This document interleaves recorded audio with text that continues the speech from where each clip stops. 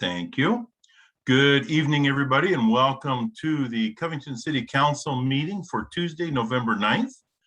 Just as a reminder that this City Council regular meeting is being held telephonically and virtually in compliance with state executive and legislative actions responding to the COVID-19 emergency. With that, I'll call this meeting to order. And Chris, if you'd like to call the roll, please. Yes, Councilmember Kokel. Here. Councilmember Soltis. Here. Councilmember Harjehausen. Present. Councilmember Simomo. Here. Councilmember Porter. Here. Mayor Pro Tem Smith. I'm here. And Mayor Wagner. I am here. Have a quorum, Your Honor. Thank you, Krista. And if everybody could please rise and join me in the Pledge of Allegiance. I pledge of allegiance to the flag of the United States of America and to the republic for which it stands, one nation, under God, indivisible, with liberty and justice for all.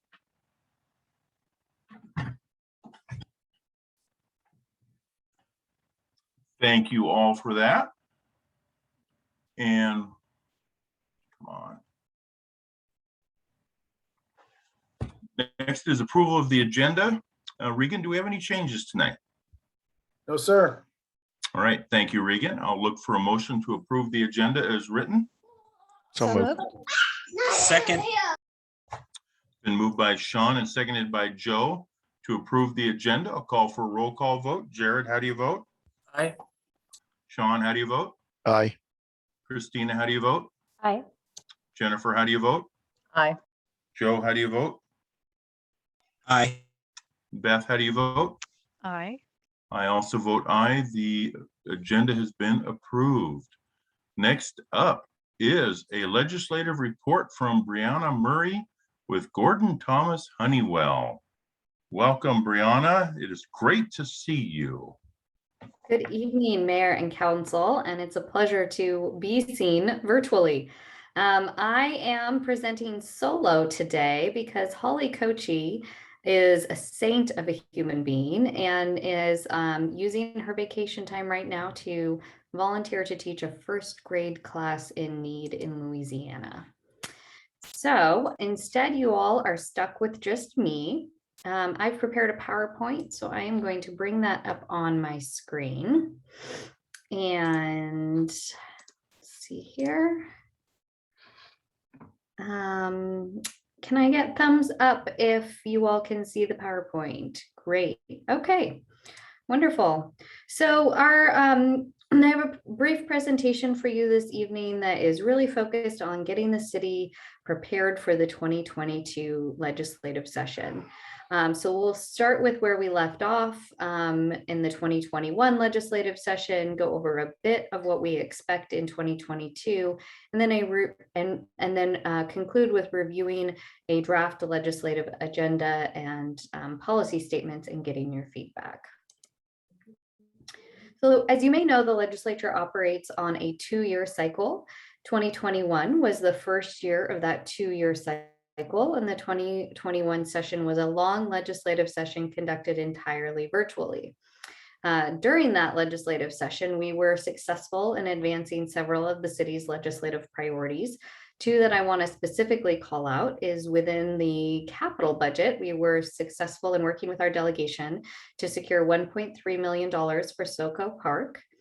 And within conversations on transportation, we were successful in elevating the Highway 18 and State Route 516 projects. One of the themes that you'll hear throughout my presentation is a focus in 2022 on things that were left undone in 2021. And one of those things was transportation. So while we made a lot of progress in elevating the two projects, we didn't get those across the finish line. The 2022 session is the second year of the 2-year biennium. It is scheduled to be a short 60-day session that starts the second week in January. The political climate generally remains the same from 2021 to 2022. So Democrats will continue to hold the majority in both chambers. Committee chairs and committee assignments also generally remain the same. Again, it's a 2-year cycle and they make those appointments on for 2 years. Following the 2022 legislative session, legislators will be seeking re-election. And they will be seeking re-election to new district boundaries that the Redistricting Commission is anticipated to release later this month. Because the legislative session is immediately followed by an election season for state legislators, it often in a short session hinders the advancement of anything controversial. We have learned that the format of the 2022 legislative session will be slightly different than in 2021. It's not a full return to normal, but we're starting to see some semblance of pre-COVID format. So the session will be a hybrid of in-person and virtual. Committee meetings will be conducted entirely virtually, which means public hearings and opportunities to testify will continue to exist virtually. However, floor action will be in the Senate entirely in person and in the House likely partially in person. Legislators are going to be limited in their ability to hold in-person meetings in their offices. The Senate has released their rules around that and they've encouraged senators to hold their meetings virtually. If they are going to hold meetings in person, they're limited to 3 people per meeting.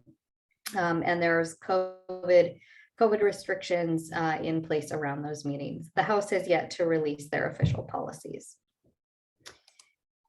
When you get to the substance of what the legislature will be discussing in 2022, they will be focusing on supplemental budgets that are making amendments or additions or changes to the biennial budget that they adopted in 2021. As a reminder, the state has 3 different budgets: an operating budget, a capital budget, and a transportation budget. The budget you hear about most in the media is the operating budget. This is the one that had a very positive revenue forecast in recent weeks and is also where the vast majority of the federal ARPA funds are housed. So operating budget is looking very healthy at this point. Capital budget is a bit less so. Capital budget is funded with bonds that are issued against the operating budget in the first year of the biennium. The legislature in 2021 adopted one of the largest capital budgets in state history, and they reserved very little bonding capacity for the supplemental. There's about $80 million available within the capital budget overall. And then finally, the transportation budget is, of the 3 budgets, the one that is facing the most challenging fiscal outlook. And as I think you are all aware, legislators are well aware of that problem and have been working now for several months to try and reach an agreement on a transportation revenue package. Earlier this interim, there was a lot of discussion about a potential special session either this month or next to adopt that transportation revenue package. I'm unfortunately have bad news in that a special session is no longer on the table. Legislators are continuing to negotiate, and it is likely that something will happen on transportation in the 2022 session. But it's not likely to be the full-blown revenue package. It'll be something shy of that. In addition to focusing on supplemental budgets as well as something on transportation revenue, the legislature will consider policy bills. Any legislation that did not pass in the 2021 legislative session will automatically carry over to the 2022 session. Additionally, legislators can introduce new policy bills. So we are anticipating fairly robust policy discussions. That concludes my overview of what to expect in 2022, and I did aim to cover a lot in a short amount of time there. I'd like to, at this point, transition to a review of the draft legislative agenda and draft policy statements that you all should have in your packet materials, and that I've provided an outline of here on the slide. Before we make that transition, though, are there any questions about the political climate or what to expect in 2022? And Mayor, I'll rely on you to call on folks since I cannot see everyone while doing screen share. Does anybody have any questions for Brianna? I don't see anybody raising their hand, Brianna, so go right ahead. Okay, sounds you. good. So the draft legislative agenda you have before you includes several different items, many of which are a carryover from previous year's efforts. So the first is around your transportation priorities. There are 3 items listed. It's the Highway 18 improvements, improvements to expand State Route 516, and local transportation preservation and maintenance funding. We are on the draft legislative agenda calls on us to continue our work on all 3 of those projects into the 2022 session. As I mentioned earlier in my presentation, we did make a lot of progress on Highway 18 and State Route 516 during the 2021 legislative session. We've elevated those projects and they are included on the various project lists that are being discussed by transportation revenue package negotiators. Our goal in 2022 would be to continue to elevate those projects. I would also note that over this past interim, we've gotten some good news in that we have more refined cost estimates associated with the Highway 18 project, which allows us to be more precise in advancing that request. The second item, moving on the legislative agenda, is the Pipe Lake water quality improvements. This is a capital funding request for approximately $300,000. I don't actually have the legislative agenda up on my screen since I'm doing screen share, and we as I mentioned before, there's very limited funding availability within the capital budget. However, we do think there's a possibility that they may choose to use some of the federal ARPA funds within the capital budget. And if they do so, there's a limited number of uses that funding can be spent on. Water quality improvements, and this particular project we believe would be eligible for those funds. So we've worked with city staff to develop this request. This is very much a request that is developed with the current political client and funding opportunities in mind. I would not say that it's a slam dunk request by any means. If anything, I would say it's a bit of a long shot, but that it's better to ask than not ask for funding in any given year. The next item is a statement on criminal justice reform, really calling on the legislature to revisit the bills that were enacted in 2021 to provide greater clarification. One of the things we call out in the language in the legislative agenda is highlighting for lawmakers that City of Covington contracts with King County for law enforcement services. That is something that doesn't seem to be well known or understood in the legislature, that there's a contractual relationship in many communities. So we've called that out specifically in the draft. And the final item is a statement that has long been a policy statement for the city that we're proposing be elevated to the draft legislative agenda. And that is a statement around local control. In recent years, we have seen several legislative proposals that infringe upon local control, particularly around land use policy. We're anticipating that trend to continue in the 2022 legislative session, and therefore have elevated the issue from a policy statement to a legislative agenda item. That rounds out the items on your draft legislative agenda. Those are the items that Holly and I will spend the bulk of our time and energy advocating for, and are the items that we will be asking your legislative delegation to focus on. In addition to the items on the legislative agenda, you also have a series of policy statements.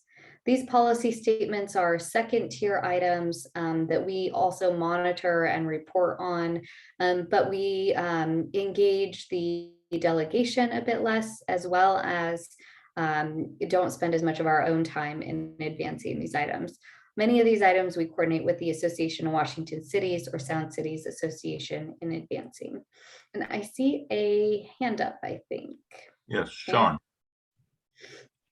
Yeah, actually, I thought you were done, Brianna. I can wait till after you finished.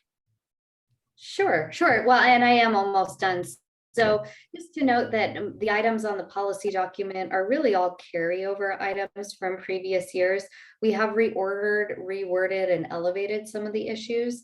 I would specifically call out that we've highlighted in the culvert funding section that the city applied for grant funding through the Fish Barrier Removal Board, and that the legislature only funded 1/3 of the applicants within that account. I'd also call out the OPMA proposal, which is a bill that we saw last legislative session to provide cities with greater flexibility in determining whether or not to hold in-person or virtual meetings rather than relying on the governor's proclamation. That bill nearly passed the legislature, but just came shy. We're expecting that to come back again this next session. So again, many of the policy statements are ones you've seen before. We've just reordered and refreshed them with updated information for 2022. And with that, I'm going to actually stop sharing for questions so I can see all your wonderful faces. And Mayor Pro Tem. Thank you. I appreciate that presentation. I'm glad to see a number of our priorities continue to move forward. I'm wondering on things like the Highway 18 and say funding for other projects like 272nd. I know we have partners in Maple Valley and Snoqualmie. Are there other coalition members we can bring on? I think we brought the tribe on at 1.2. Is there any additional leverage we can bring to bear? Anyone else we're looking at? Yeah, so for Highway 18, there's actually a very robust coalition that has been built around that request that's really being spearheaded through the CLTC group. Okay. And Holly has been actively participating in the CLTC meetings to help enhance that coalition. So we're feeling pretty good about the coalition support as well as the legislative support for the Highway 18 project.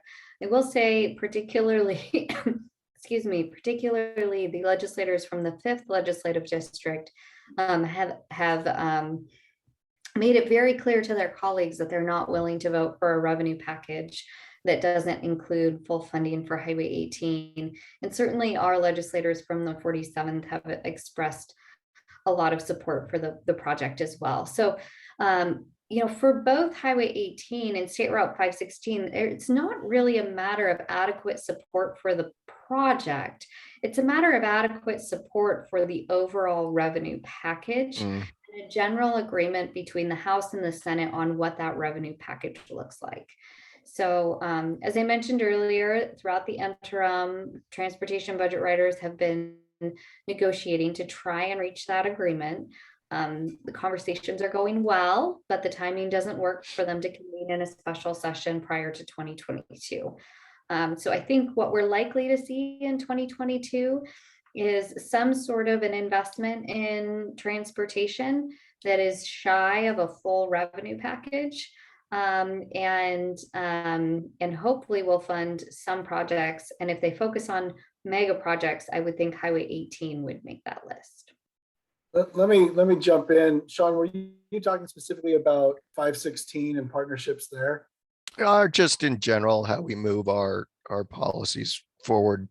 Always expanding coalitions is a good strategy to get more people to carry our water, so to speak. Yeah. So just wondering if we've got any other thoughts. I mean, I'm always wondering about Highway 18. I know we always think about the communities, but there's got to be safety advocates out there that would be willing to push for this, as well as any of the improvements we're making is probably better for fish passage in the environment as well. So there's probably environmental groups that would be supportive of this. So anyway, that's kind of what I was thinking there. Great feedback.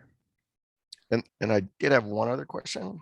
We didn't touch on it, but what's the latest on redistricting and what are you hearing about Covington? Or are we going to stay in the 47th, or do you know any more about that? Sure. So the redistricting commission is going to be releasing their final map next week. So we will know for certain next week what the legislative district will look like.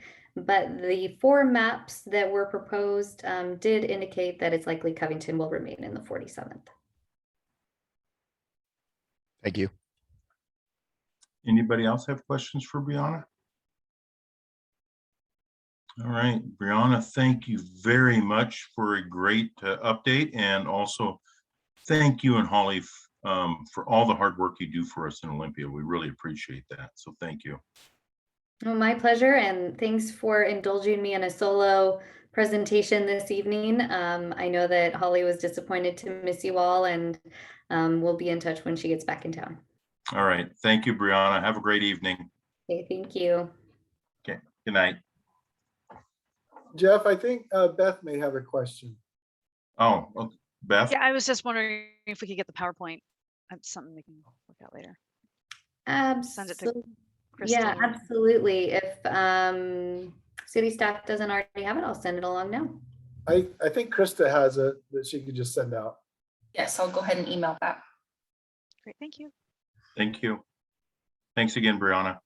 Yep, absolutely. And I'll just add, in addition to the PowerPoint, you're going to start getting our usual written legislative reports on a regular basis as legislative activity starts to pick up. We know that you guys love reading through our wonderfully written prose. Actually, I do, and I usually respond every night.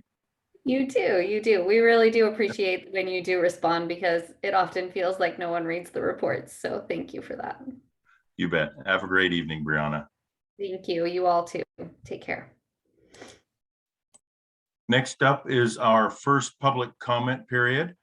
We do have a public hearing later on this evening, which is to receive public testimony regarding our fiscal year 2022 operating and capital budget. So if you have comments for that, please wait so that we can record them into the public hearing.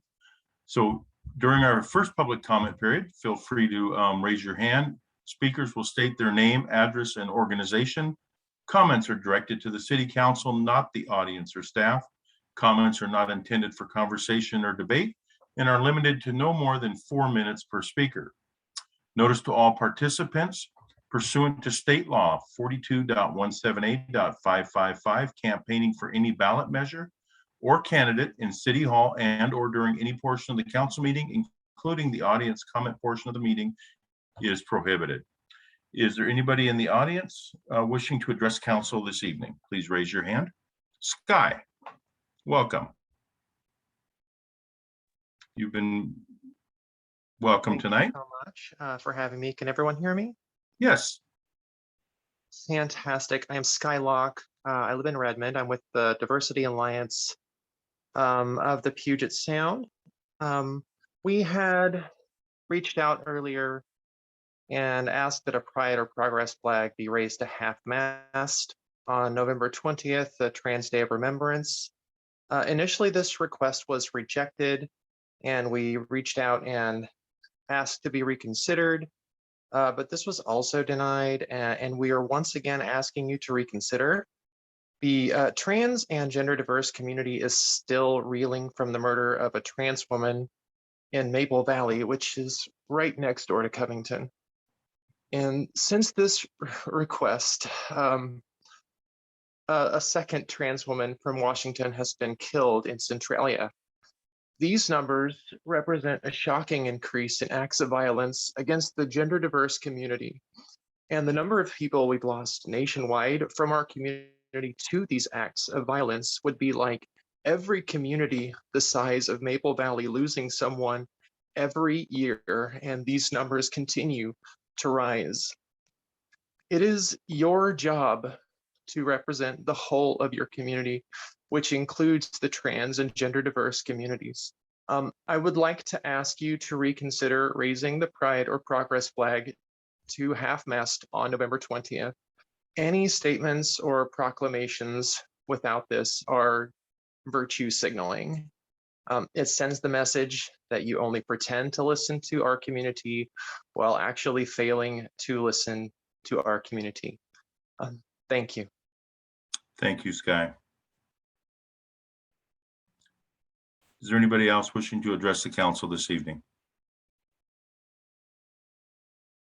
Seeing nobody raise their hand, we will have a second opportunity for a public comment towards the end of our meeting. Thank you all. Next up is approval of the consent agenda, which is items C1 through C4. Look for a motion to approve.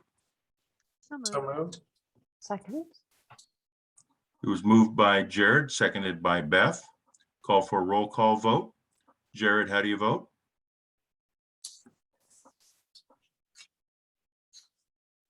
Jared, how do you? Thank you. Sean, how do you vote? Aye. Christina, how do you vote? Aye. Jennifer, how do you vote? Aye. Joe, how do you vote? Aye. Beth, how do you vote?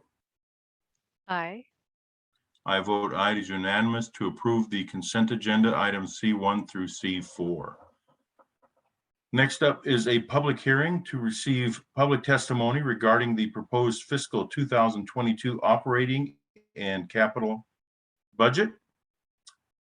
This being the date set and proper notices having been posted and published in accordance with state and local law, the public hearing is hereby declared open. And Casey, do you have anything that you would like to provide? I do. Thank you, Mayor, Council. I just wanted to give a couple of updates that have taken place with the budget since the budget workshop. I only have 2 changes that are being proposed as of right now. We've got some changes for the swim fund. One that was actually just approved just now in consent for the Wolfskill contract. It's some deferred maintenance that's taking place, as well as some signs, a marketing campaign, and most of them are all centered around the MPDES compliance permit. And there's some additional construction taking place for Tamarack. So those are just a couple of changes that you'll see coming forward in the changes worksheet when we adopt. The other changes are ones that we went over during the budget workshop to allocate the ARPA funds. And mostly those will be the IT, the human services, small business grants. So you'll see those being rolled into the budget, into the base budgets for next year. Hopefully we can get some of those human services and small business grants out this year. So you'll see some changes to the estimated actuals as well. So I'll be giving you those changes, hopefully at the next meeting. If not, then with the budget adoption. And then just an update on the infrastructure bill that passed last week. Those also have some implications for us as far as IT goes.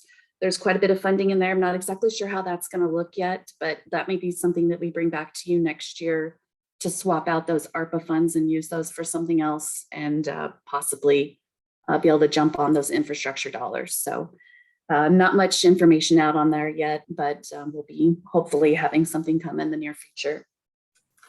And then just lastly, at the next meeting, we will be adopting our property tax levy that's due to the county by November 30th.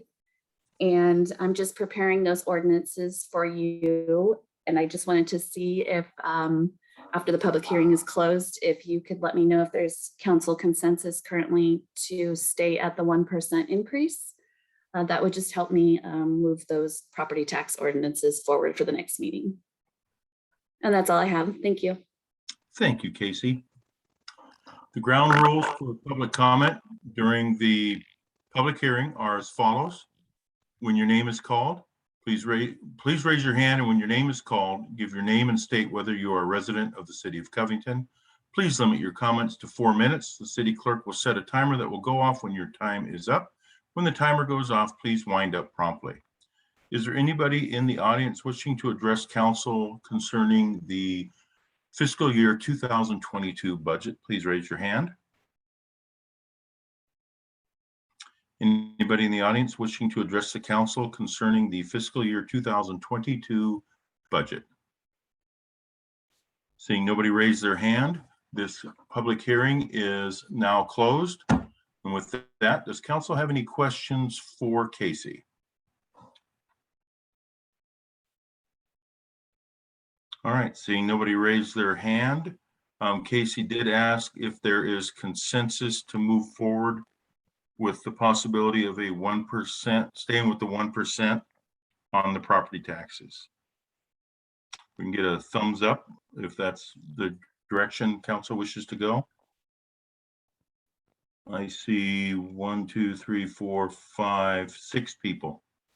So Casey, we have 6 people wishing to go ahead and move forward with that. Thank you. Thanks, Casey. Next is new business item number 2, which is to appoint a voting delegate for the Sound Cities Association annual meeting, which is on December 1st. I will be attending that as the SCA treasurer and bringing the report, so I would be happy to be that voting delegate. But we'll need a motion in a second. Would motion to support you as our voting delegate. Second. Thank you, Jennifer. It's been moved by Jennifer and seconded by Jared to appoint Jeff Wagner as the voting delegate to represent the city of Covington at the 2021 SCA annual meeting. Call for a roll call vote. Jared, how do you vote? Aye. Sean, how do you vote? Aye. Christina, how do you vote? Aye. Jennifer, how do you vote? Aye. Joe, how do you vote? Aye.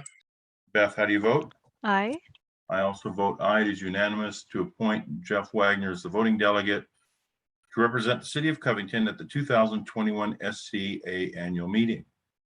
Next up is new business item number 3, adopt the 2022 legislative priorities and policies. Regan. Thank you, Mr. Mayor and Council. I don't want to beat a dead horse. At our last city council meeting, we reviewed these, and Brianna just reviewed them again. So nothing on these documents have changed other than the formatting since we reviewed these with council a couple of weeks ago.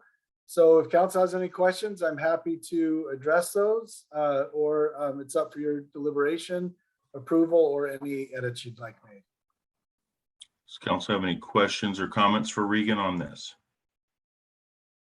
If not, I'd look for a motion to approve. So moved. Second. Moved by Beth and seconded by Joe to adopt the 2022 legislative priorities and policies. Joe, would you like to speak to your motion? Beth moved the motion. Oh, Beth, I'm sorry. Beth, would you like to speak to your motion? No, I just think they've done a really great job carrying over what they can, and the focus and the priorities are consistent with what we're trying to achieve. So appreciate all the work they did. Thank you, Beth. Joe, would you like to speak to your second? I think we did a great job on this. I'm looking forward to the day where we can no longer have State Route 516 on there. Anybody in the background agrees? Yes. Is there anybody else wishing to speak for or against the motion? All right, it's been moved and seconded to adopt the 2022 legislative priorities and policies. I'll call for a roll call vote. Jared, how do you vote? Aye. Sean, how do you vote? Aye. Christina, how do you vote? Aye. Jennifer, how do you vote? Aye. Joe, how do you vote? Aye. Beth, how do you vote? Aye.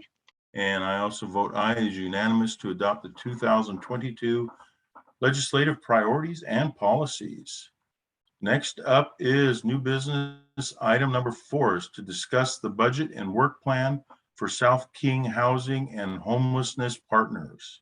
And I believe Angela Sanfilippo is joined. Yes. Good evening, Angela. Welcome. Good evening, Council. Thank you so much for having me tonight. Angela Sanfilippo, for the record, Executive Manager of SKIP, South King Housing and Homelessness Partners. I'm here tonight as the 2022 SKIP work plan and budgets are before you for consideration. Our process has been to develop the annual work plan and budget through developing draft priorities with the staff work group and the executive board. This is followed by outreach to our member jurisdictions this past spring. So this is brought before you in June to provide updates and also receive feedback on the work plan and budget. The outreach to all of our member jurisdictions led to a draft plan and a budget that was adopted by our SKIP executive board in July. Consistent with the SKIP interlocal agreement, each partner's legislative body also needs to adopt SKIP's annual work plan and budget. And this is what brings me before you tonight in the last stage of this process. Just as an overview, SKIP's mission is to work together and share resources to create a coordinated, comprehensive, and equitable approach to increasing housing stability, reducing homelessness, and producing and preserving affordable housing in South King County. In order to achieve that mission, SKIP has 3 overarching objectives. The first one is to share technical information and resources to promote sound housing policy across the South King County region. The second one is to coordinate public resources that will help attract greater public and private investment for affordable housing in South King County.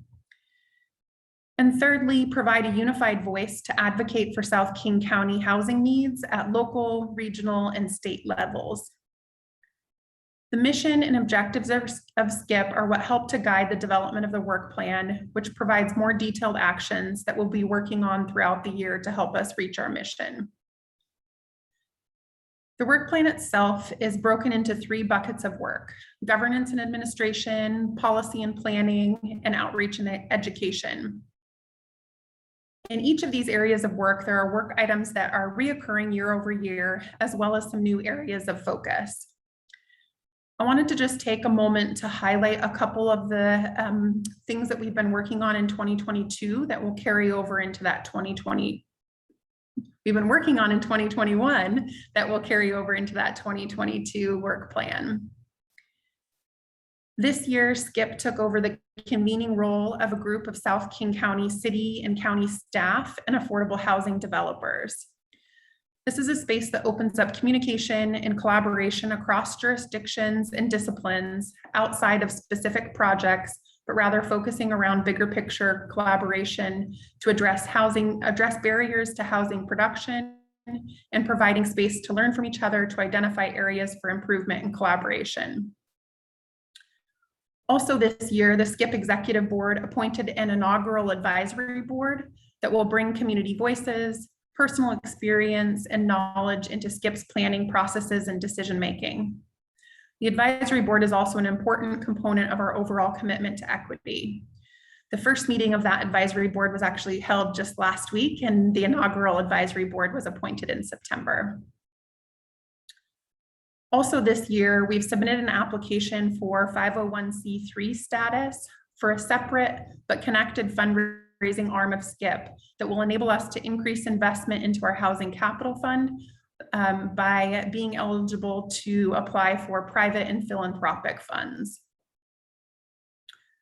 Also, just this fall, we were successful in partnering with several of our South King County cities and being awarded grant funds to expedite an inventory and monitoring program for regulated and unregulated affordable housing.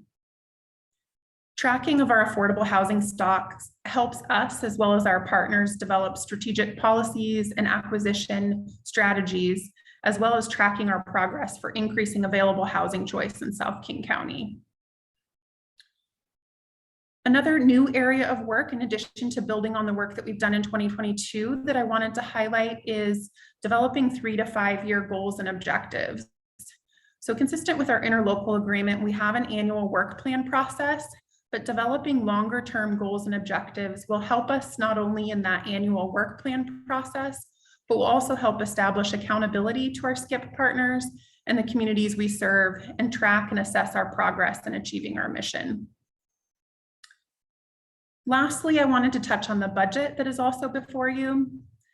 In order to work towards a balanced budget, the 2022 contributions have increased for each partner city. In each of our preceding years, we've not had a balanced budget, but rather have taken advantage of cost savings to cover our operating costs. This is the first increase in contributions and will help us to get to a balanced budget with 2 full-time staff positions. So Covington's contribution in the 2022 SKIP operating budget is $8,625, which is an increase of $1,125 from 2021. With that overview, thank you all very much for the opportunity to be here tonight. I will turn it back over to Mayor Wagner and happy to answer any questions that you may have. Thank you, Angela. Does council have any questions?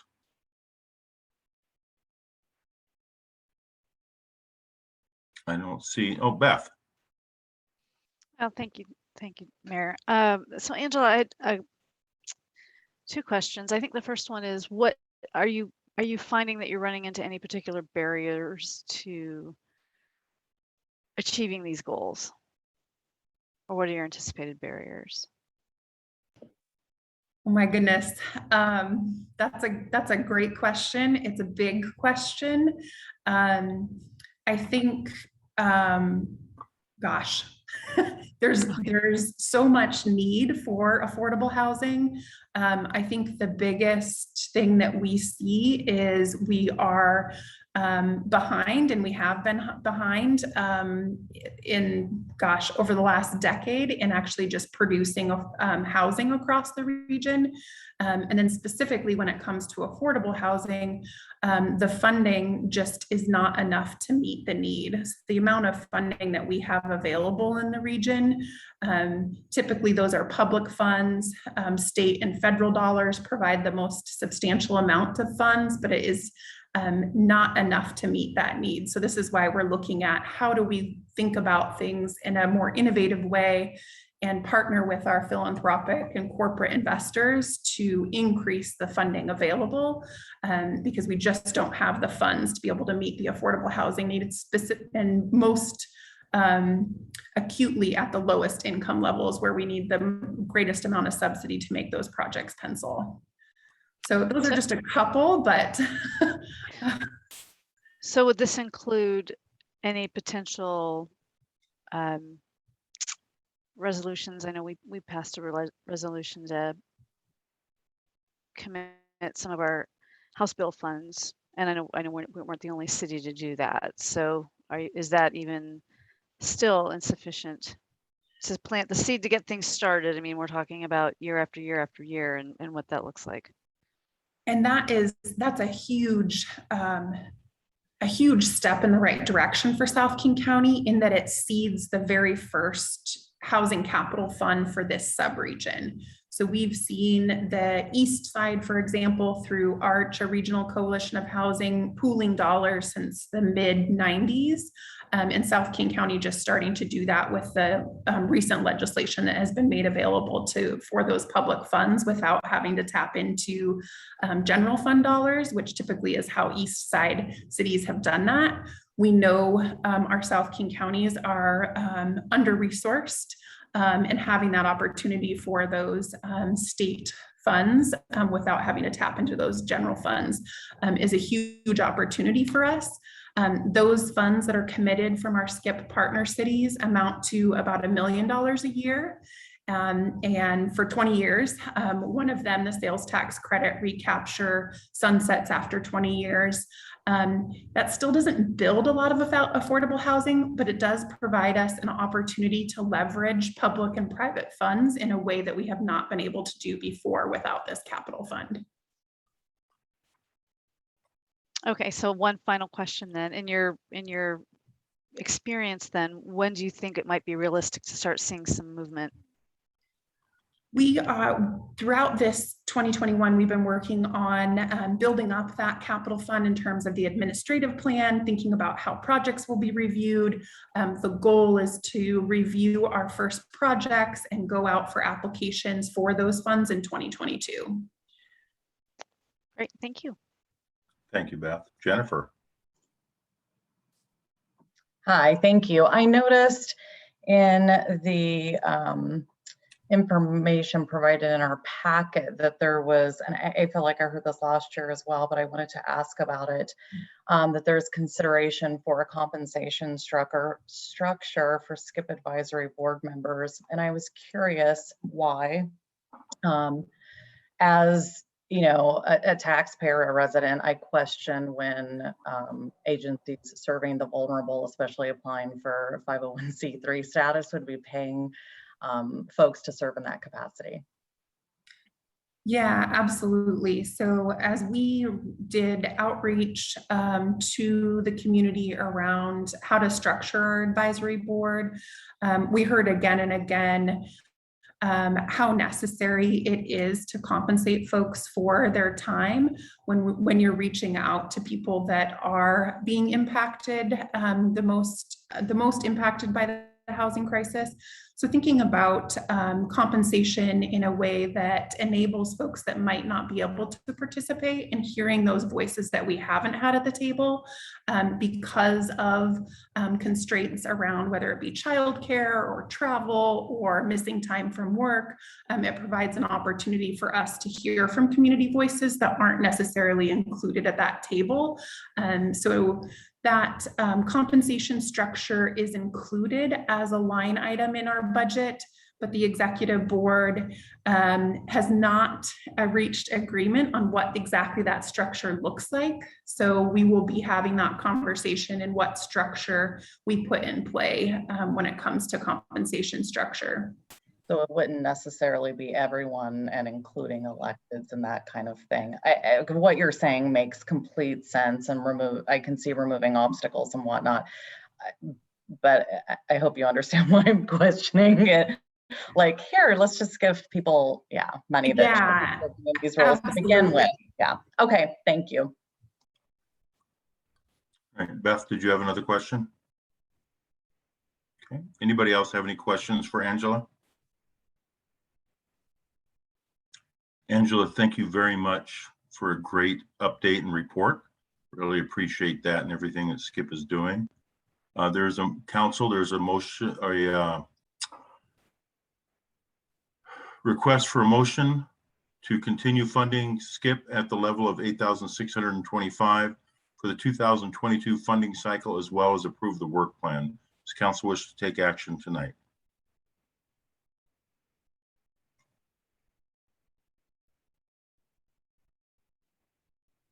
Does council wish to take any action tonight?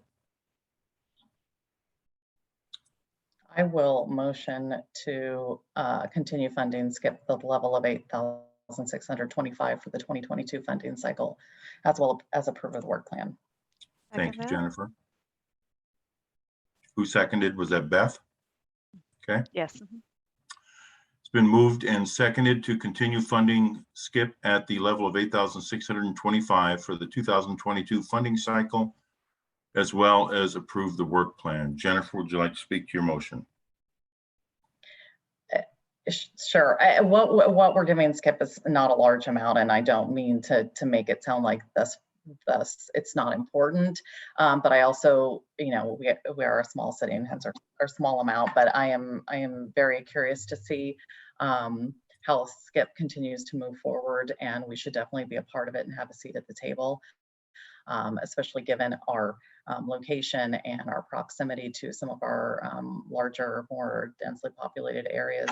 And I appreciate Angela always coming out here and giving us a great update.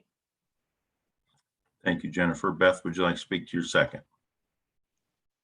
I would concur with Jennifer. I think it's important that we continue to support Skip. I appreciate the fact that we're also continuing to look year after year to see what our community is getting as a result, and making sure that we're investing our money in the right places. So I appreciate the report and the collaboration, and I'm looking forward to seeing what comes in the future. Thank you, Beth. Is there anybody else wishing to speak for or against the motion? Joe. So at the Skip board meeting, I was the one person who voted against the budget. And it's for the line item that Jennifer brought up, is that we're asking for compensation. We have a compensation line for volunteers. Having heard the budget and knowing the budget and the work plan, sorry, Angela, I have heard it the last few months. I was looking for our Skip agenda and understanding that the people that we have appointed to the advisory board, I don't think any of them will take any of that funding for compensation, but I also don't think we should have even had it in there, period, to begin with. It is my one thing that is keeping me from voting yes on this, because our entire donation or dues to Skip is half of that compensation for that. And I think we should never be paying for volunteer labor unless we're paying for snacks, beverages, a party or something to that extent. I don't think we should be giving that as an option for, I understand missing work. We've all had to do it for committee meetings that we're a part of. I understand. I've had to bring my child to a skateboard meeting before. It's one of those where we have to find our ways and find ways to do it. And so because of that one budget item, I love Skip. I think what their plan is good. I think we will start to see some things happening, but because of that one budget item, I have to vote no. Joe, is there anybody else wishing to speak for or against the motion? All right, it's been moved and seconded to continue funding for Skip at the level of $8,625 for the 2022 funding cycle, as well as approve the work plan. And just for those in the audience, SKIP stands for South King Housing and Homelessness Partners. With that, I'll call for a roll call vote. Jared, how do you vote? Aye. Sean, how do you vote? Aye. Christina, how do you vote? Aye. Jennifer, how do you vote? Aye. Joe, how do you vote? Nay. Beth, how do you vote? Aye. I also vote aye. It is 6-1 approving the funding for SKIP at the level of $8,625 for the 2022 funding cycle. Thank you all very much. And Angela, thank you very much for coming tonight and presenting this. Really appreciate you. Have a great evening. Next up is new business item number 5 is to consider a resolution adopting the 2022 fee schedule and repealing the 2021 fee schedule. And Kelly is with us tonight.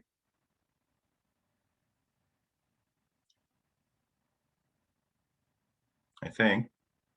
There she is. Welcome, Kelly. And you are on mute. Thank you. Sorry about that. Good evening, Council. Good evening, Mayor Wagner. Thanks for having me. Before you tonight is the proposed 2022 fee resolution. Just to recap briefly how we've addressed the fee resolution in the past. Council has taken the position historically that development pays for development, and where 100% cost recovery is the goal. With that in mind, back in 2009, community development staff spent about a year, actually, I believe it was closer to about a year and a half, doing hourly time tracking, comparison of the amount of time that staff spends on a project to how that plays out in a particular fee.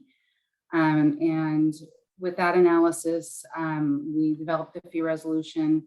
We've tweaked it annually with specifically adjusted fees, as well as applying the CPI, the cost percentage index, as established every year.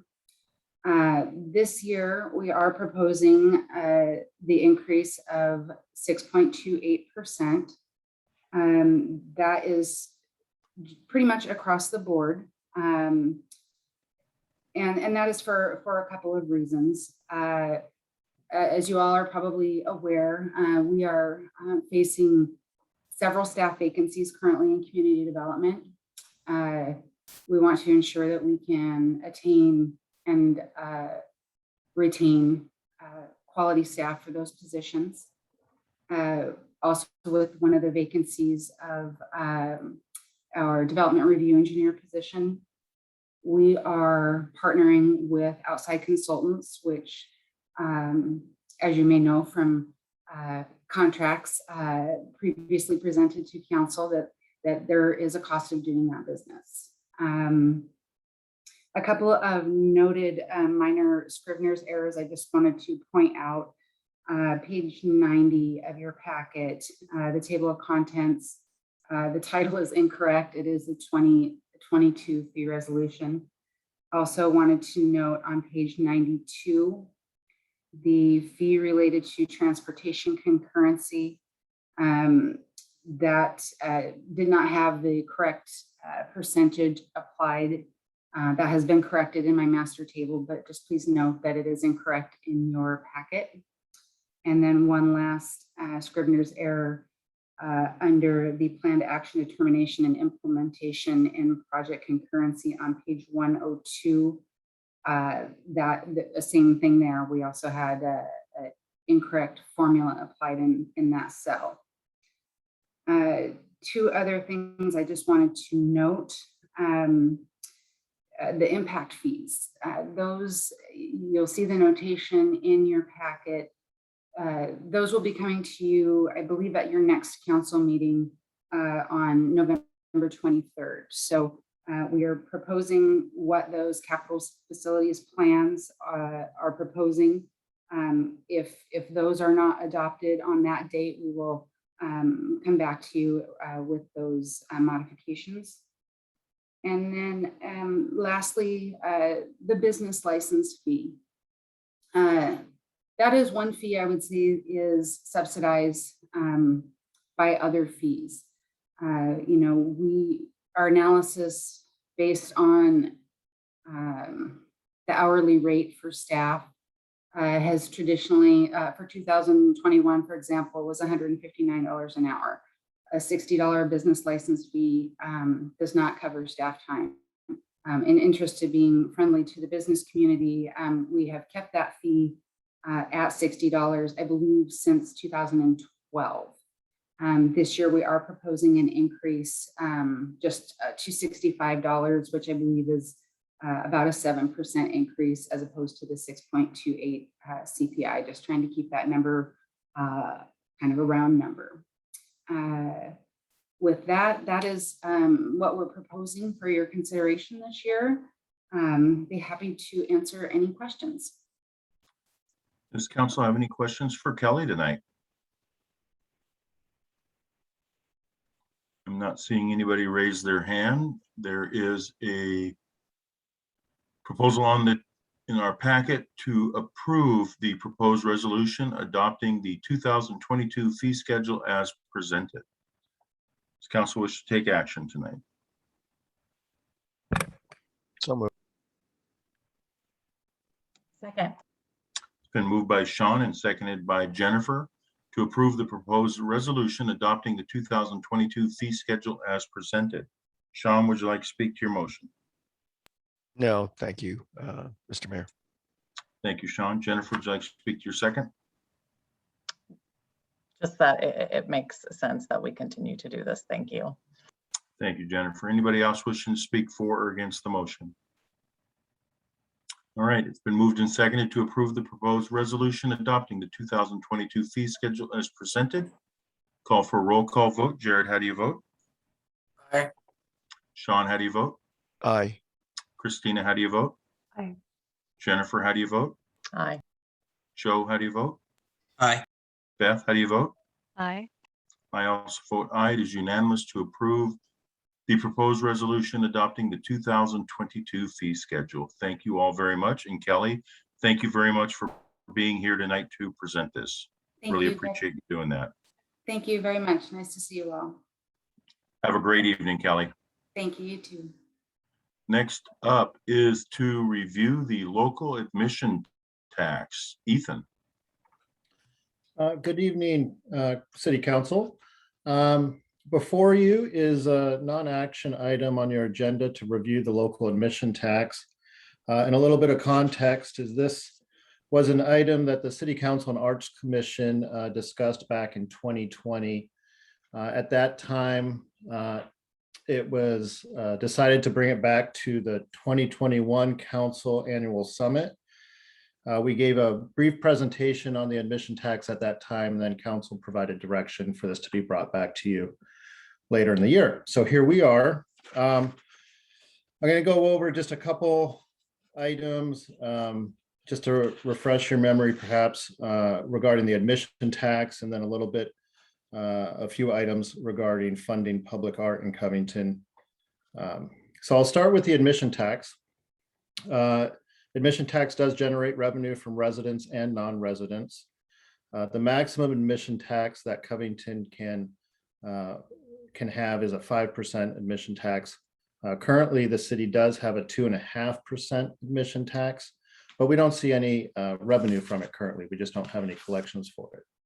But with the city's growth and prospects of a movie theater in the future at some point, that could start to generate revenue at that time.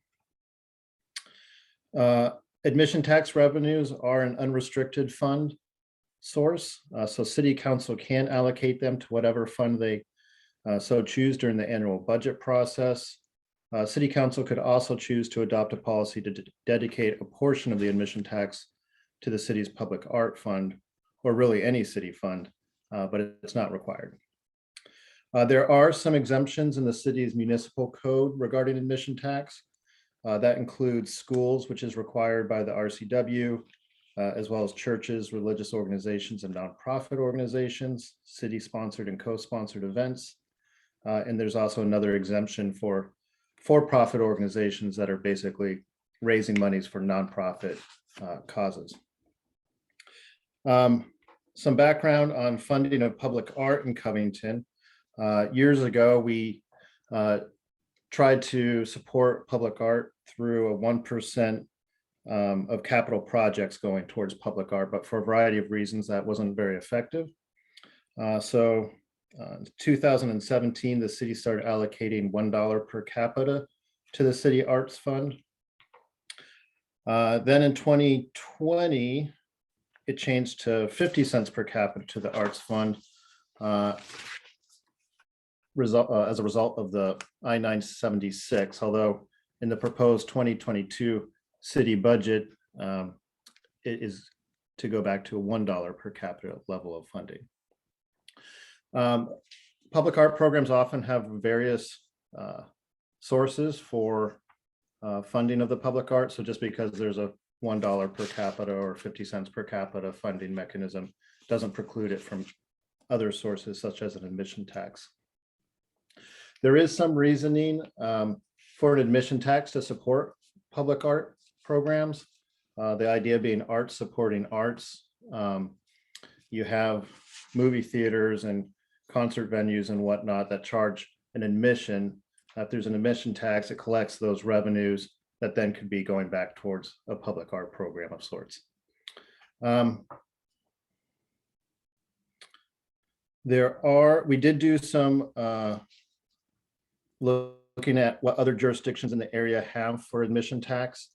And we saw that Auburn, Issaquah, Kent, Renton, and Seattle all have that maximum 5% admission tax. Of those, Issaquah and Seattle have some of the revenue going towards public art. The others don't. So with that, there's, really, I guess, since this is there's no action item, what staff would be looking for is, does the city council want to make a change to the admission tax rate? Does the city council want to make any other changes to the municipal code, such as the change to the exemptions or anything like that? And then does the city council want to make a policy on dedicating any portion of an admission tax to the city's public art fund? Or alternatively, that could be decided annually as part of the budget approval process. So with that, happy to take any questions. Otherwise, it's kind of in the court of the city council. Anybody have any questions for Ethan? Beth? Yeah, and I apologize if I'm not sure on procedure here, but I think it would be a good idea to look at changing the code. I'm sorry, the fee structure and raising it to 5% for an admission tax. However, in the spirit of what this tax is supposed to be for, art pays for art, it needs to be dedicated to art if that's what we're going to do with it, because to me, that's the whole purpose behind it. Otherwise, it's just another fee that's being charged. But that's my thought on that. Thank you, Beth. Anybody else? Sean? Yeah, question, Ethan. Can you hear me? Yes. Yeah, Yes. question, Ethan. Sorry if I missed this. I see the tax rates for other communities. Do we have an understanding of how much revenue that is that they raise on average? Yeah, we kind of do. We did ask, I believe it was one of the jurisdictions that has the 5% that has a movie theater complex. And they said I think it was 2019 was the year, it was $190,000 that they collected. And another jurisdiction gave us a similar figure as well. So. Okay, well, that's good to know. Hopefully we have something similar. I would agree with Beth that I think the money should be earmarked for public art. Thank you, Sean. Oh, go ahead, Ethan. I was just going to say, there's probably different ways for earmarking it towards art as well. And maybe that's something that we can bring back for council's consideration. I mean, and maybe, I don't know, Casey might know better as to whether that's part of the admission tax, change in the admission tax, or just a separate policy that the city council adopts maybe.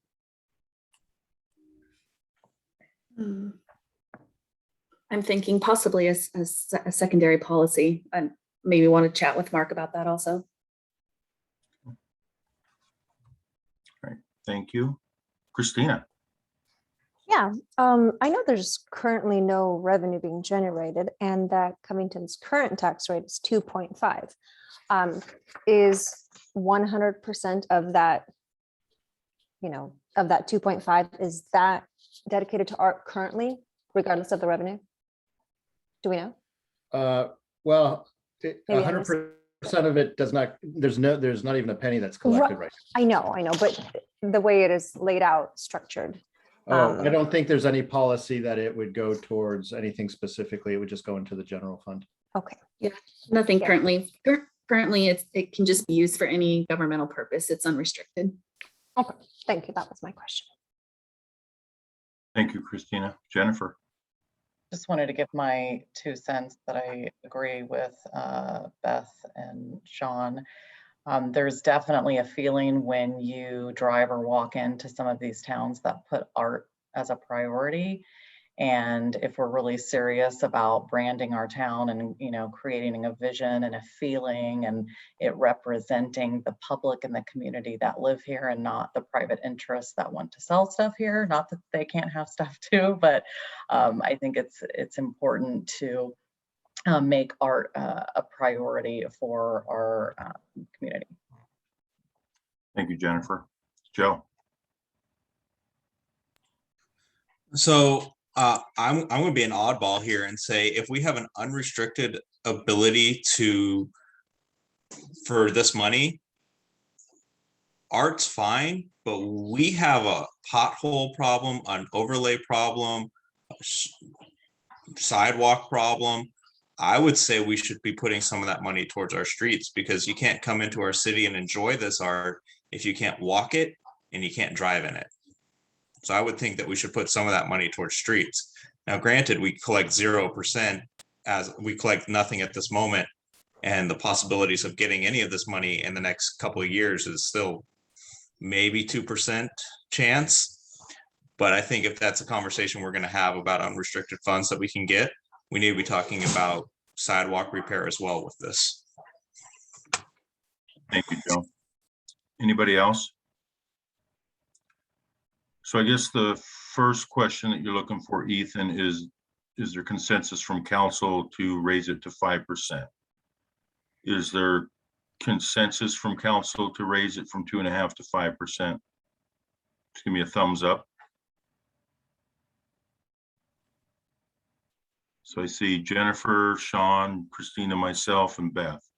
Okay, so that's consensus to do that.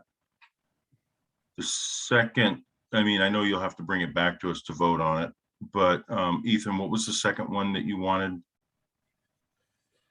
Well, I think what you've provided is enough for us to bring back a consideration to change the municipal code to make it 5%. But then I think maybe Casey, Mark, and I may need to discuss the format that this would need to take if it's going to be, some policies adopted that a portion or all of it goes towards a specific fund, like the arts fund or whatnot. And then that could be brought back to you. sounds like we need to come up with some options and bring that back to city council. Okay, thank you, Ethan. Beth? Yeah. Yeah, thanks. Just one more thought that I had on that is that when we're talking about art, I think we could also be more broad in what that entails, possibly at not just statues or murals. It could be art programming or architectural elements if we do end up putting, changing downtown, putting in sidewalks, maybe doing more artistic types of planter boxes, things that have an artistic element to it, but could potentially also have some function. I mean, I know obviously I'm just thinking out loud. It doesn't have to just be statues or paintings or that type of thing. And honestly, we all know it probably will be years before we see any large money coming in from that anyway. But Thank you, Beth. You need anything else from us tonight, Ethan? No, thank you. All right, thank you, Ethan. Next up is new business item number 7 is to consider a resolution adopting the City of Covington social media policy and guidelines for city officials. Mark.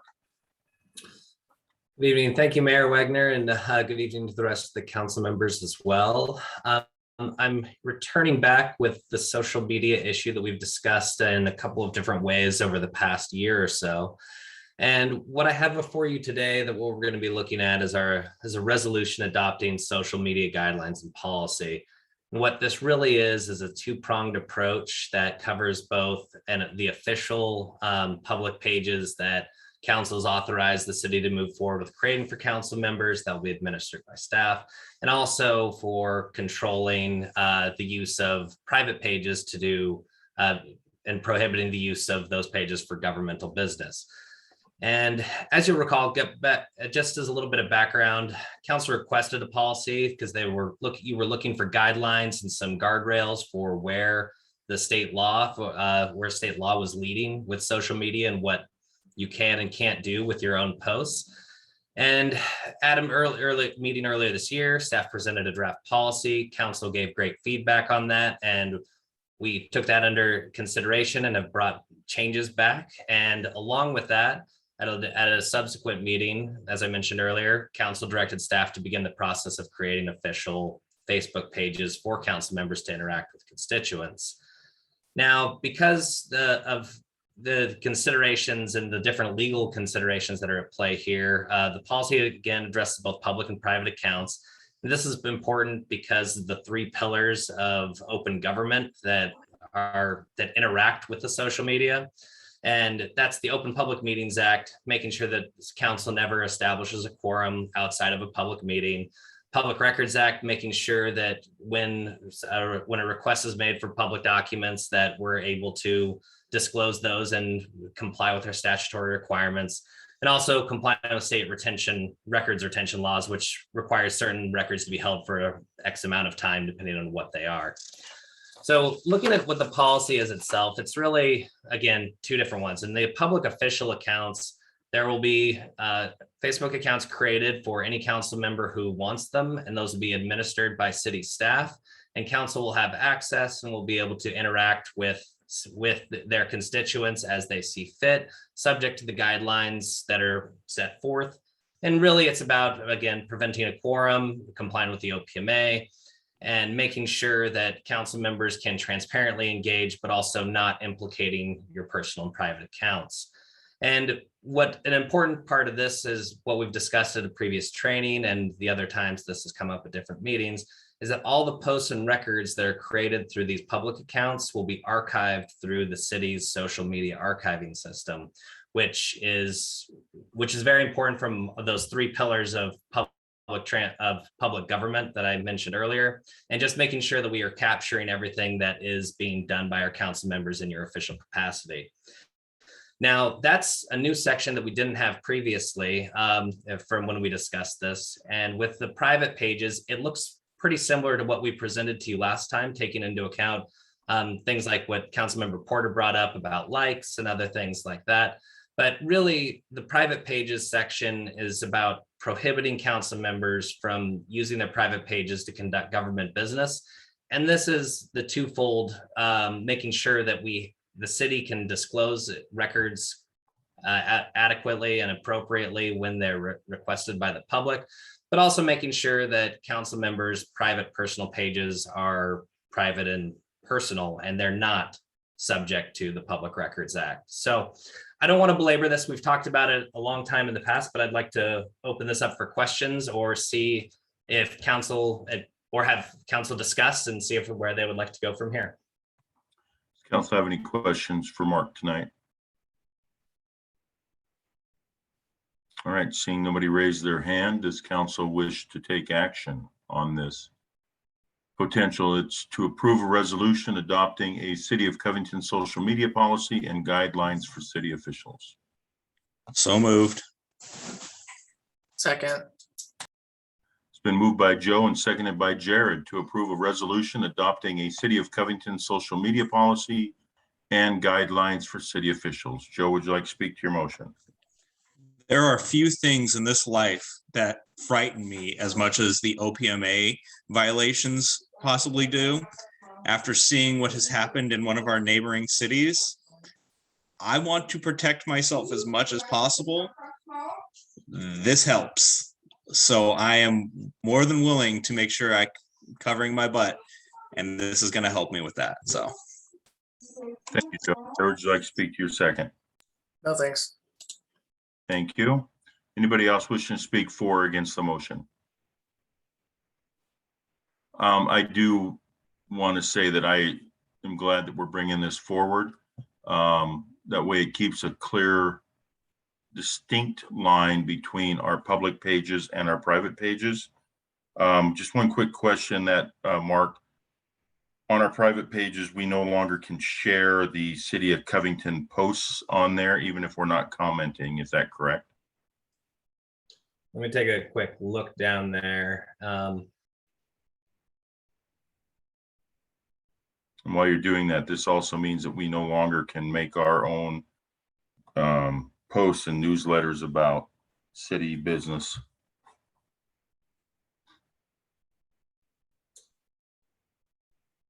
So what this doesn't prevent you from posting links to city web pages or otherwise on your personal websites. It's about when you're actually conducting government business. There's nothing, I don't believe there's anything in here that prohibits you from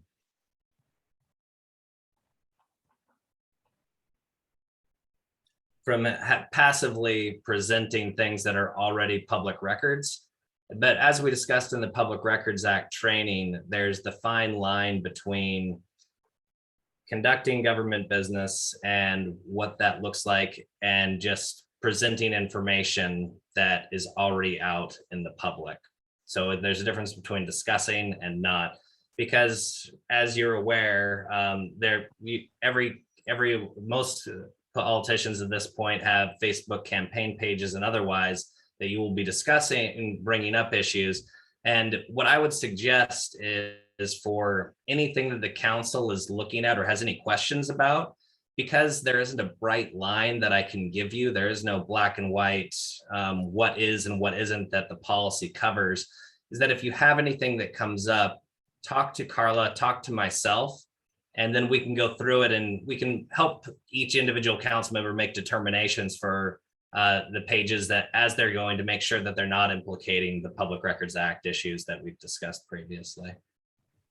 Thank you. With that, I will fully support this motion as well. Beth.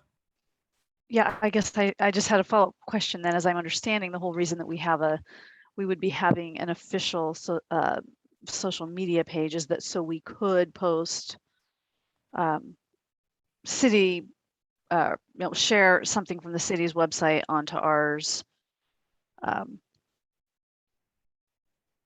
Maybe not like page. commenting, or maybe not commenting, but on the actual our city official council member page, we can do those types of things. Yes, and that would be the goal, is to shift more of things that had been potentially been happening on personal pages to the government side and to the public official Mhm. Facebook page. So then so there aren't two different streams. It's giving council members a place where they can interact with constituents, post different items, and move forward with being transparent and having those conversations without implicating state law on a personal or private page. Great, thanks. Thank you, Mark and Beth. With that, it's been moved and seconded to approve a resolution adopting a City of Covington social media policy and guidelines for city officials. I'll call for a roll call vote. Jared, how do you vote? Aye. Sean, how do you vote? Aye. Christina, how do you vote? Aye. Jennifer, how do you vote? Joe, how do you vote? Aye. Beth, how do you vote? Aye. I also vote aye. It is unanimous to approve this resolution adopting a City of Covington social media policy and guidelines for city officials. Thank you all very much. Mark, thank you also. And I know Carla has been working on this as well. So thank you to each of you for doing this. That concludes our new business. Looking at future agenda items, does council have anything that they'd like to see on a future agenda? One thing I would like to bring up is that the Kent School District is going out for a levy. They're not asking for an increase in February. They're just looking to to take a vote to keep things as is. And if there's council consensus to have that brought back for a discussion for us to endorse it. The Kent School District's asking us to endorse this, their school levy. And so I'd just be asking for this to be brought back. So is there consensus? Give me a thumbs up. Okay, I see a consensus for that. So Regan, if we could bring this back, and I can coordinate with Mike Heinisch, who is more than willing to give a presentation to council if they would like, as he's leading the charge on this. Yeah, that sounds great, Mayor. Just any information they want to provide for us, we can include it in the packet as well. Okay, I'll have Mike reach out to you tomorrow. Thanks. Thank you. With that, we will move into council staff comments. First up is Chief Roberts. Thank you, Mayor and Council. The only thing I have this evening is to mention that the Covington Walmart will be hosting Shop with a Cop again this year on December 11th. So we're excited about that, and we're excited to be doing that in person again. Other than that, thank you. And are you looking for, do you need help with that, or is it best that you just have all the officers and the kids show up? We could probably use help if you were interested. I think it would be a great opportunity to show up and interact with the community and kind of see what it's about. It's always kind of a big event, and it's cool. We are scheduling this year to manage crowds a little bit. In the past, it's been, I don't know if any of you have ever been at Walmart. If you're going to go shopping at Walmart, don't do it the morning of Shop with a Cop. It's normally very crowded and has had several hundred children in the past. This year, we're going to limit it to 200 children and schedule them at different times. If council or anybody would be interested in attending, I think it would be really cool to have you guys show up and kind of see what it's about, and certainly be welcome to participate if you'd be interested. I will be there like normal. I really enjoy that event. So thank you. Awesome. Look forward to having you there. Yeah, I was just going to say I was at the event last year, but it was a little bit more streamlined as I understand. Years past, it had been quite hectic. So I'm more than willing to help as well, crowd control or whatnot. I've been in retail, so I've got that down. Wonderful, thank you. Yes. Thanks, Beth. Christina? Should we create a time slot so that we don't all show up at the same time? Just a thought, you know, in lieu of what we just talked about right before. I know I would be excited to join. It's the event is scheduled from 8 until noon, and if however you guys want to work that out that works with you guys is fine with me. Perfect, thank you. I'll send you It might make sense if I can for Megan. You might have the best knowledge of how to best break this into pieces. and then let us know how many slots you can create, and then we can get that to Krista and we'll get it out to council and they can sign up for a slot. Sure, Does that work? Okay, absolutely. thank you. Thank you, Regan. Thank you, Megan.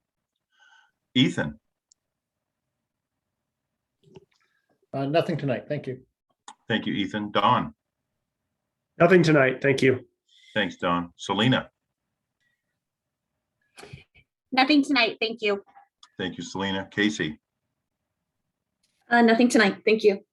thanks, Casey. Regan, Thank you, Mr. Mayor. I just wanted to let council know we have received the rules from OSHA for the federal vaccine mandate for employers of over 100. So that we've been waiting to see how they would count that number, whether it's FTEs or number of employees. And so it is number of employees. So we do surpass that 100 number. However, Washington State has LNI, which means they will be prescribing rules that we will need to follow.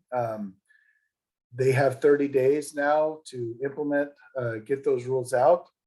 Now that OSHA has put them, we fully expect they will be more strict. It's looking like things I'm hearing. It'll be employers that have anywhere over 50 employees, and it may not include a testing option. And so that will, like our police department, hurt city staff. There are several staff members who have, for personal reasons, not wanted to get the vaccine. So that's something just I want the council to be aware of. There may be a number of staff that we lose in January, in addition to police in December. But something we're working on right now. But other than that, that's all. Thank you. thanks, Regan. Mark, There's no executive session tonight, and I have nothing further. Thank you. thank you, Mark. Krista, Yes, thank you. I want to just thank our council members that have been attending the annual HOA meetings that have been held recently. We had Mayor Pro Tem Smith, Councilmember Porter, and Councilmember Harjahausen attend the Morgan's Creek HOA meeting. We appreciate that. And we've received great feedback from the HOA, as well as Councilmember Simomo attended the Foxwood HOA meeting last night. So the HOAs are very appreciative of our council attending and just providing more information. So I think it's great that we're getting out there in the community. Thank you. That's all I have tonight. thank you, Krista. Jared, Yeah, I have the fortunate honor of being a guest speaker at the Veterans Day event at Covington Community Park on Thursday. It's always a hard day for myself, just remembering those that I've served with, those that served before me. So I'm quite humbled for the opportunity to speak on that. And that is it. thank you, Jared. Question, what time is that, Jared? And is it open to the public? 11 It is a.m. open to the public. Yeah, 11. Yep, it's Thank you. open at 11 a.m. It's a flag remembrance event by the Covington Rotary. Okay, thank you. And Sean, Yeah, I don't have anything tonight. Thank you. thanks, Sean. Christina, Just hoping the power stays on tonight. Nothing for me. Thank you. thank you, Christina. Jennifer, Hey, I wanted to ask about the comment we heard during public comment period and why the request was denied to raise a flag at half-mast. so our policy is that we have just the United States flag, the state of Washington flag, and the city flag are the only ones that we fly at City Hall. No others anytime ever have ever been flown for any other reason. No, And that's an ordinance or a policy, or what is that, Regan? I didn't receive the requests. They sent them to Mayor Wagner, and then Jeff shared those with me. We did reach out to other cities and they've not received the request, so we thought that was interesting. But we don't have a formal policy that we know of, but it's been the practice, at least since before I was here, that we've just hung those three flags. So that would be something the council would have to decide on if they want it or not. It looks like Krista may have something too. Yeah, I'm curious. Sorry, go ahead, Krista. I just want to clarify for the record that we do also fly the prisoner of war flag as well as the Tree City USA flag, just so that we don't get any questions about that. Thank you, Krista. Yeah, I think it's something we should probably discuss at Summit, and also maybe something we should bring to our Equity, Inclusion, and Social Justice Committee. I just have to kind of assume, and that's an assumption, that they would not be supportive of that, something that appears to be exclusionary. So I think that they may want to look at that and consider some options for us. Yeah, I think they're, sorry, go ahead. No, go ahead, Regan. I was just going to say their approach was interesting. They reached out to Jeff about that, and he just simply shared that you know, we've just hung these certain flags, but I'd be happy to present something at council meeting, do a proclamation, and they wrote back and said that would be great, thank you. They never followed up with him. Jeff responded, said, I need that information for the meeting. And they came back and said, that's not good enough. We want a flag hung up. And that's all the approach. I reached out to Maple Valley because they kept saying in their messages to Jeff that it was due to something that happened in Maple Valley, but Maple Valley's not received the request. It's something that I can't decide to do. It's a policy decision that the council would have to make. And on whether or not to raise special interest flags. Yeah, I think it's something we should potentially discuss depending on what other council members think, but we do represent everyone, not just some of us, and as electeds we have that obligation, and we've formed this committee to be a better city and to be inclusive, and I think that displaying that proudly, you know, for a variety of groups is probably a really good step in the right direction. So that's my 2 cents. Would love to see others support discussing it in January. Is there a consensus to bring this back in January for our summit discussion? I don't, okay, a thumbs up if there is. I see 1, 2 people with a thumbs up. 3 with Beth. Okay. So there's not consensus to bring this forward to the summit. Okay, thank you. Anything else, Jennifer? No, that's really all. Thank you, Jennifer. Joe? Nothing tonight. Thank you. Thank you, Joe. Beth? Yeah, just a quick clarification on the Veterans Day event at the park. It is a flag retirement ceremony as well as a veterans recognition ceremony. So for folks that may have worn, tattered, or otherwise unusable American flags they wanted to bring to have them properly retired.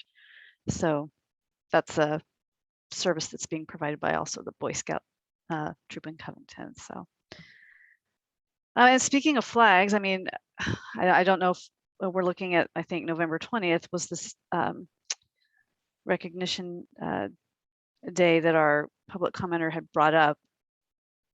Would we still be amenable to having a proclamation or posting something on our city website if we can't do a flag? I brought that up and they said that that was not, they did not want to see that. Okay. Because I was happy to do that. Can I ask a follow-up? Beth, did you say they will be burning, retiring flags? We're not going to burn any, there will be no, Okay. no, but we're going to Just wanted to collect confirm. them and do just a ceremony, and then they will be taken where they can properly be. So there will be no, it's more about collecting it and having a little, let's say ceremony, but not that portion of it. They will be taken to be properly disposed of after the event. So. Okay, thank you. Mm-hmm. And I miscounted on this, bringing Jennifer, your item to the summit. I did not count my vote, so there's actually 4 people. So Regan, can we bring that to the summit for discussion, please? I'm so busy looking at everybody else. So just to be clear, a policy discussion on whether or not to raise special interest group flags or any other flag that's requested. Correct. I think that's what your request was, Jennifer. Yes. Yep. Okay. Yeah, you bet. We'll get it on the agenda. Thank you, Regan. Joe. Already asked me. Oh, I'm sorry. Beth. Yeah, I'm good. I brought up my 2 pieces. Thanks. Okay, thank you. Yeah. I brought up the Kent School District. Just as a reminder, the Sound Cities annual meeting is Wednesday, December 1st. They've sent out information. If you would like to attend, please let Kristen know and she can get you registered. Jared and Beth brought up the Veterans Day flag remembrance at 11 a.m. on November 11th at the Covington Community Park. And then last Saturday, I attended the Ristretto's grand reopening. They have new owners that took over, and it was a very good event. I'm glad to see that somebody purchased the Ristretto's to keep it moving forward when Gina moved out of town. So it was a very good event. And that is all I have tonight. And with that, we'll move into our second public comment period. Speakers will state their name, address, and organization. Comments are directed to the City Council, not the audience or staff, and comments are not intended for conversation or debate and are limited to no more than 4 minutes per speaker. Notice to all participants pursuant to state law RCW 42.17A.555, campaigning for any ballot measure or candidate in City Hall and or during any portion of the council meeting, including the audience comment portion of the meeting, is prohibited. Is there anybody in the audience wishing to address the council this evening? Please raise your hand. Seeing nobody raise their hand and no executive session, this council meeting is adjourned at 8:37. Thank you all very much and have a great evening. Good night. Good night.